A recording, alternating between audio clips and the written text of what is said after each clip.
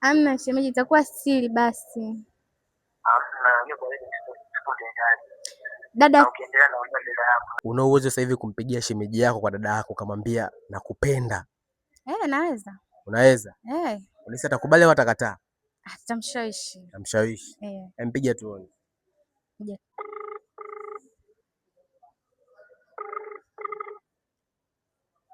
Halo, Hello. mambo? Poa mzima. Mi mzima. Shem, nilikuwa na shida. Shida gani?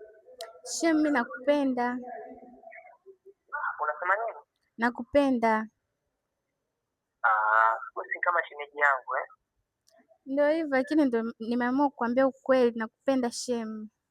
Mimi kwa hivyo siwezi kukubaliana. Na ukiendelea utamwambia dada yako. Shem, usifanye hivyo, unaniumiza.